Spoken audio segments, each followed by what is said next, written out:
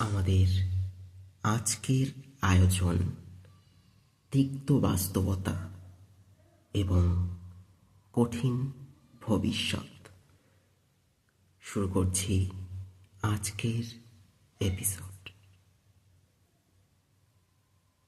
পৃথিবীতে সব কিছুরই একটা এক্সপায়ারি ডেট আছে। সেটা কোনো বস্তু হোক, জীবন হোক, কিংবা প্রতি মুহূর্তে সমাজে পরিচালিত হওয়া নতুন কোনো সিস্টেম হোক। যেমন বর্তমানের পারিপার্শ্বিক পরিবেশের বহুল প্রচলিত বিভিন্ন রকমের সামাজিক মাধ্যমে একটু ঘাটাঘাটি করলেই একটা বিষয় আমাদের প্রত্যেকেরই নজরে পড়ে। আর সত্যি বলতে নজরে পড়াটাই স্বাভাবিক, কারণ আপনার আমার প্রত্যেকের হাতে ধরে রাখা 6.5 ইঞ্চির এক অতি উন্নত বোকা বাক্স, যেটি ছাড়া বর্তমান সময়ে জীবন প্রায় অচল বললেই চলে। যাই হোক, এবার আসি প্রধান ও দৃষ্টান্তমূলক সেই বিষয়টিতে, যে বিষয় সম্পর্কে বলার জন্য এক্সপায়ারি ডেট থেকে শুরু করে সামাজিক গণমাধ্যমের কথা উল্লেখ করলাম। প্রথমে দেহ প্রদর্শনী। বর্তমান সময়ে এই প্রদর্শনীর বিবিধ প্রকারের ধরন দেখতে দেখতে মানুষ ভুলে গেছে পুষ্প প্রদর্শনী কিংবা বইমেলায় পুস্তক প্রদর্শনী। 15-16 বছরের কিশোরী থেকে শুরু করে মায়ের বয়সী নারী প্রত্যেকেই অংশ নিচ্ছেন এই প্রদর্শনীতে।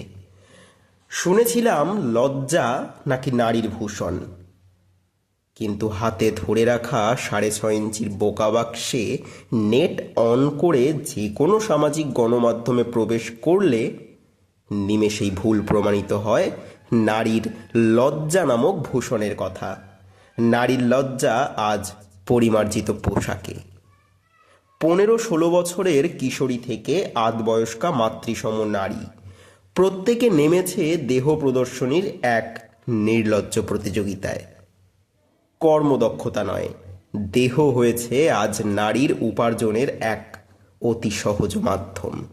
কিন্তু পৃথিবীতে সব কিছুরই একটা এক্সপায়ারি ডেট আছে। কোনো কিছুই চিরন্তন বা অমর নয়।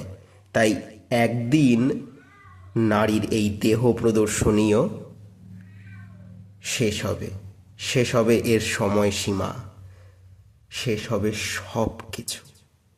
সেদিন অর্ধনগ্ন নয়, পূর্ণনগ্ন নারীর দিকেও কেউ ফিরেও তাকাবে না।